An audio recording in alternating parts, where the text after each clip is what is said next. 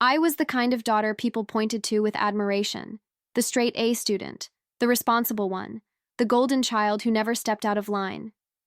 My mother, Margaret, wore my achievements like a badge of honor, and my father, Richard, would smile approvingly, patting my shoulder like I was his greatest accomplishment. "That's my girl," he'd say, as if my success was just another extension of his own. I believed in everything they taught me: hard work, honesty, loyalty. Those weren't just values, they were the foundation of my life. Success came naturally to me because I followed the rules. Structure made sense, discipline led to results. That's how I built my company: calculated risks, long hours, and an unshakable belief that integrity always wins. I worked hard because I believed that's how my family had done it too. My parents had given me a home built on trust and love, or at least, that's what I told myself. But sometimes, late at night, when everything was quiet, I'd feel something gnawing at the edges of my mind, a whisper of doubt I could never quite silence. My father's voice, hushed and urgent behind the closed door of his study. The abrupt endings to phone calls when I walked into the room. The way my mother's fingers tensed around the stem of her wine glass, her smile a little too tight. I didn't have proof, just a feeling, but that feeling never left me. I tried to ignore it. Tried to convince myself I was overthinking, being paranoid, reading too much into things. But trust only works when there are no secrets. And in my family, I was starting to realize there were secrets lurking everywhere. I wanted to believe in my father. I really did. He was the kind of man people respected: charming, well-spoken, successful. He built a career on trust, on relationships, on always knowing the right thing to say. But sometimes, I wondered if that charm was just a mask, a carefully crafted performance. Because when he thought no one was watching, his expression changed. The warmth in his voice faded. There was something colder, something calculated beneath the surface. I told myself I was imagining things, that I was looking for problems where none existed. But then there were the business trips, last minute, unplanned, always with some vague excuse. And the late-night calls. I started noticing patterns. The way he'd step outside when the phone rang, the way his voice dropped to almost a whisper. My mother noticed, too. I could see it in the way her shoulders tensed when he left the room, the way her smile faltered when she thought no one was paying attention. But she never said a word. That was the strangest part, her silence. My mother wasn't weak. She was the backbone of our family, the one who held everything together. But over the years, something in her had changed. She laughed less, drank more. Some nights I'd find her sitting alone in the dark, staring at nothing, as if trapped in a world she couldn't escape. And I started to wonder, how long had she known? How long had she been pretending everything was fine? I didn't ask her. Maybe because I wasn't ready to hear the truth. Maybe because, deep down, I was still clinging to the idea that our family was exactly what it seemed. But the cracks were already there, and no matter how hard I tried to ignore them, they were only getting wider. I used to think my father was invincible, that no matter what happened, he would always be in control, calm, confident, unshaken. But now, when I looked at him, I wasn't so sure. It was in the little things, the details I used to overlook. The way his smile never quite reached his eyes anymore. The way he checked his phone more often, his grip tightening around it like he was afraid someone might take it from him. I started paying attention, watching him. I wasn't even sure what I was looking for at first. Proof, maybe. Or a reason to let go of the doubt that had been eating away at me. But the more I watched, the less I trusted. His absences stretched longer. The excuses became thinner. He was slipping, and he didn't even realize it. But my mother? She noticed everything. I could see it in the way she studied him when he spoke, as if trying to decipher which parts of his words were true, and which were carefully chosen lies. I saw the exhaustion in her eyes, the quiet resignation of a woman who had learned to live with disappointment. And that scared me more than anything. I told myself I wasn't going to get involved, that whatever was happening between them wasn't my battle to fight, but it wasn't that simple. because this wasn't just about them. This was about my family, the one I had spent my entire life believing in. And the more I uncovered, the more I realized I wasn't sure if I had ever really known the truth at all. Some moments in life change you forever. They creep up when you least expect them, unraveling everything you thought was certain. For me, it happened on an ordinary afternoon, in an upscale restaurant, over a business lunch that was supposed to be just another step forward in my career. I was seated at the head of the table, poised, focused, presenting my vision to a group of potential investors. The air smelled of roasted garlic and fresh basil, the low hum of conversation blending with the soft clinking of silverware against porcelain. It was the kind of setting where people shook hands over million-dollar deals, where reputations were built and broken over a single glass of wine. And then, mid-sentence, I saw him. At first, I thought my mind was playing tricks on me. But no, it was him, my father. Sitting at a table near the window, his back straight, his expression easy, familiar. But he wasn't alone. Across from him sat a woman. She leaned in when she spoke, her manicured fingers brushing his wrist, her laughter light, intimate. The way he looked at her, it was effortless, unguarded. And suddenly I knew. The world around me faded. The voices at my table became muffled noise. The outlines of the room blurred. My body stiffened, my hands tightening into fists beneath the tablecloth. It wasn't just suspicion anymore. It wasn't a whisper in the back of my mind. It was real, unfolding in front of me, like a cruel joke I had no choice but to witness. I forced myself to keep breathing, to sit still, to pretend I was still engaged in the conversation happening around me. But my heart was hammering in my chest, my throat tightening as I watched the scene play out before me. He reached across the table, fingers grazing hers in a way that was too familiar, too intimate to be mistaken for anything else. She smiled, tilting her head slightly, the kind of soft, knowing look that made my stomach turn. I had suspected for years. The late-night calls, the sudden business trips, the way my mother had grown quieter, her sadness tucked neatly behind a well-practiced smile. But seeing him with her, in broad daylight, laughing like he didn't have a wife, a daughter, a life he had vowed to protect, it was different. It was undeniable. My hand slid beneath the table, fingers gripping my phone. Every instinct in me screamed to stand up, to walk over there, to confront him in front of everyone, to make him feel the same humiliation, the same betrayal that was now searing through my veins. But I didn't. Not yet. If there was one thing my father had taught me, it was patience. You don't strike when you're angry. You wait, you plan. You make sure the knife goes deep enough that there's no coming back from it. So I stayed still. My expression didn't change. My voice didn't falter as I forced myself to refocus on the conversation at my table. But my mind was elsewhere, calculating, strategizing. He had no idea I had seen him. No idea that the daughter he had raised to be strong, to be relentless, had just become his biggest threat. I didn't hesitate. With a steady hand, I positioned my phone just below the edge of the table, angling the camera so I had a clear shot of them. I hit record. My breath was slow, controlled, even as my pulse roared in my ears. He had no idea. He was too caught up in her, too comfortable, too confident in his lies. The screen captured everything. The way he leaned in, his voice low, a murmur of words I couldn't hear but didn't need to. The way she laughed softly, her fingers trailing along the edge of her wine glass before reaching for his hand again. He didn't pull away. He welcomed it, encouraged it. I zoomed in, focusing on the way his thumb brushed over her knuckles, the way he smiled at her like she was the only woman in the world. Bile burned at the back of my throat. My father, the man who preached loyalty and honesty, who told me integrity was everything, was nothing more than a fraud. And my mother had lived with this for how long? Months? Years? Had she always known and just never had proof?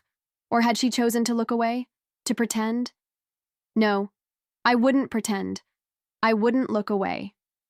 I ended the recording and placed my phone face down on the table, my fingers pressing into the cool linen as I forced myself to stay composed. This wasn't just about anger anymore. It wasn't just about disappointment. This was war, and I was going to make sure my father lost everything. I didn't sleep that night. I lay in bed, staring at the ceiling, the video playing over and over in my mind.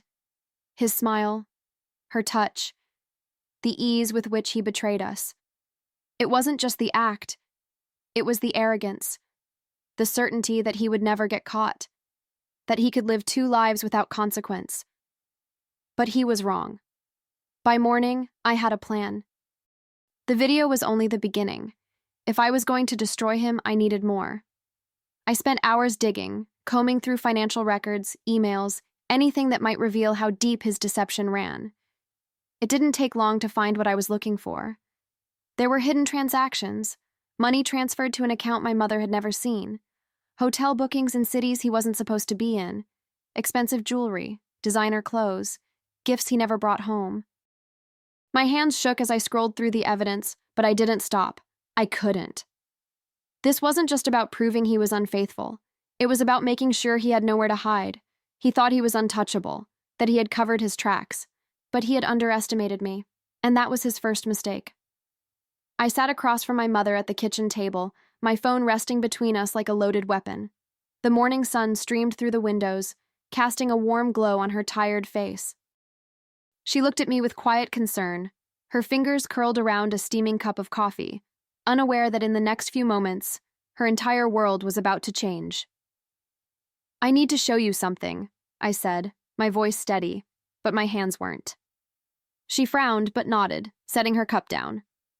I turned my phone around and pressed play. She didn't react at first.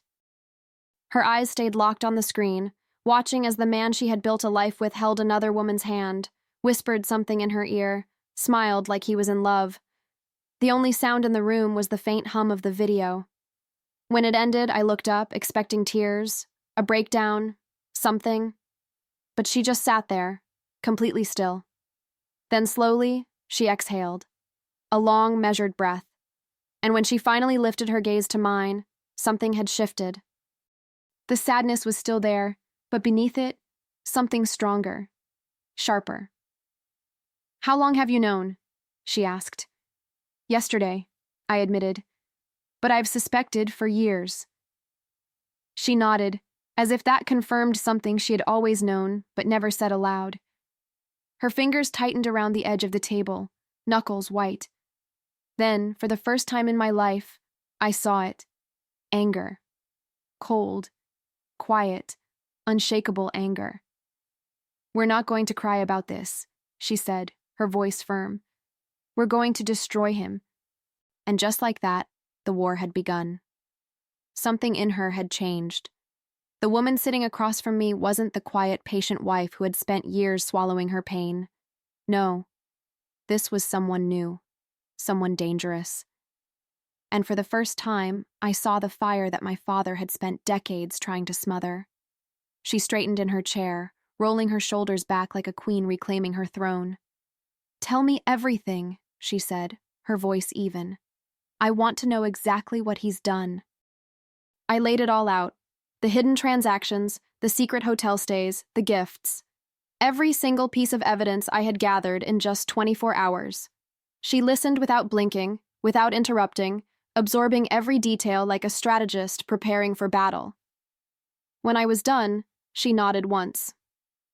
"Good. We're going to hit him where it hurts." I leaned forward, my pulse quickening. "How?" Her lips curled into something that wasn't quite a smile. "We take away everything he cares about. His reputation, his money, his security." She picked up my phone, scrolling through the evidence as if calculating her next move. "And we make sure he never sees it coming." A thrill ran through me. She wasn't broken. She wasn't defeated. She was ready to burn it all down, and I was going to help her do it. Revenge, when done right, is an art. It requires patience, precision, and the perfect moment to strike. And my mother, Margaret, was about to paint her masterpiece. We spent days planning, making sure every detail was airtight. The evidence wasn't just enough to expose him, it was enough to ruin him. And the best part? He had no idea.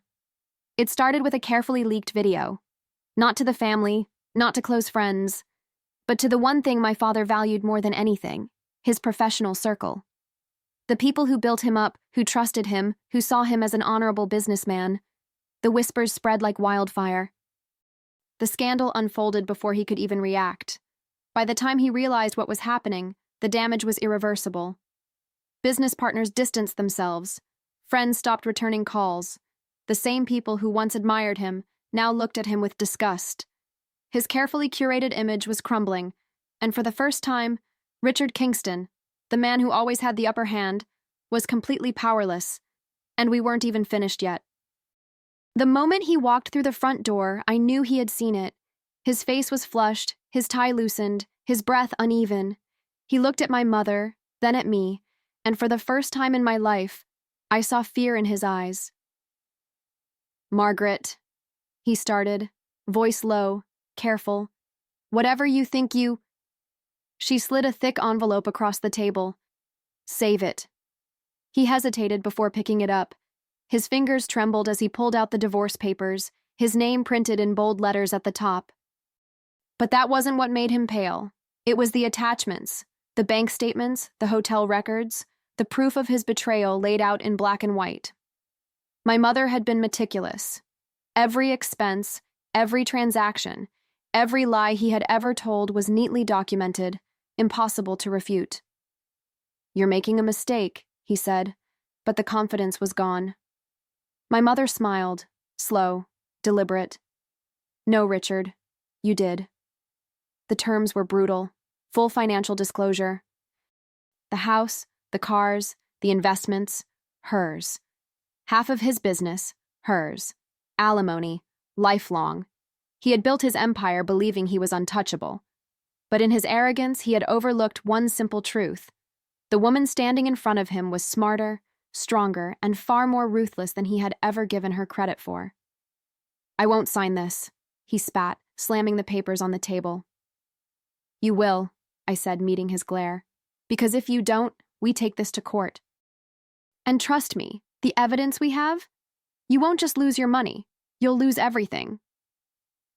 For the first time, Richard Kingston had no way out. Richard was a proud man. He had built his life on control, controlling his career, his reputation, his family. But standing there, gripping the divorce papers with white-knuckled hands, he was a man unraveling. His power, his security, his carefully constructed world, it was slipping through his fingers, and there wasn't a damn thing he could do about it. But the final blow wasn't ours to deliver. It came from the woman he had risked everything for. She called him the next day, and I knew the second I heard his voice that she had seen the news. The exposure, the financial ruin, the loss of his standing, none of it was a secret anymore. His disgrace was public, and she wasn't about to stick around for the fallout. I stood by the doorway listening as he tried to reason with her, to assure her that things would be fine, that he would fix this, but I knew better. I could practically hear her disgust through the phone. Whatever illusion she had built of him, the wealthy, powerful man who could give her the world, was shattered. He wasn't her ticket to a better life anymore. He was a liability. And she didn't love him enough to go down with him. When he hung up, his hands were shaking. His jaw was clenched so tightly I thought he might break his teeth. "She left, didn't she?" I asked, my voice calm. He didn't answer. He didn't need to. I already knew. Now he had nothing. No money, no power, no mistress, no family. And the best part, he had done it to himself. There was a time when my father walked into a room and commanded respect. When his name carried weight, when people listened, when they cared. But now he was nothing more than a disgraced man clawing at the remnants of a life he had so carelessly thrown away. His business partners severed ties. Clients pulled their contracts. The whispers that once carried admiration now dripped with contempt. Richard Kingston, the man who lost everything, the cheater, the fraud, he wasn't just ruined, he was erased. I heard through mutual contacts that he had moved into a small rental on the outskirts of town, a far cry from the estate he once owned, from the luxury he had surrounded himself with. No more lavish dinners, no more tailored suits, just a man reduced to the consequences of his own arrogance. And the most satisfying part? He had no one to blame but himself. If my father's downfall was slow and merciless, my mother's rise was nothing short of triumphant. For the first time in years, I saw her breathe, really breathe, without the weight of betrayal pressing down on her. She carried herself differently now, lighter, freer, like she had shed an invisible chain that had been wrapped around her for decades. She kept the house, of course. Why should she be the one to leave? The walls that once held quiet misery now echoed with warmth. She redecorated, got rid of every trace of him, new furniture, fresh paint, a garden in the backyard she always said she never had time for. And then, one night over dinner, she smiled at me, a real, genuine smile, and said, "I met someone." I almost choked on my wine. Not because I was surprised. She was beautiful, intelligent, and strong. Any man would be lucky to have her. But because I had spent so long seeing her as his wife, as someone who had sacrificed her happiness for a man who didn't deserve her, that I had almost forgotten she was still her own person. And the best part? She didn't need him. She never had. The night felt different, lighter. There was no tension, no forced smiles, no underlying sadness lurking beneath the surface. My mother and I sat across from each other at our favorite restaurant, the same place where just weeks ago I had seen my father with his mistress. But tonight the air was filled with something new, relief, victory. We toasted to the future, to new beginnings, to a life without Richard. My mother laughed, really laughed, and for the first time, I saw her not just as the woman who had suffered, but as the woman who had survived, the woman who had won. And then, my phone vibrated. I didn't have to look. I already knew who it was. Still, I reached for it, flipping it over to confirm what I already suspected. Richard Kingston. A single text. "Olivia, please, just talk to me." I stared at the words, waiting for some kind of reaction. Anger, pity, regret. But I felt nothing. Nothing at all. Without a second thought, I deleted the message. Then, with quiet finality, I blocked his number. I set my phone down, picked up my glass, and met my mother's gaze. "So," I said, a small smile tugging at my lips, "tell me more about this guy you met." And just like that, the past was behind us.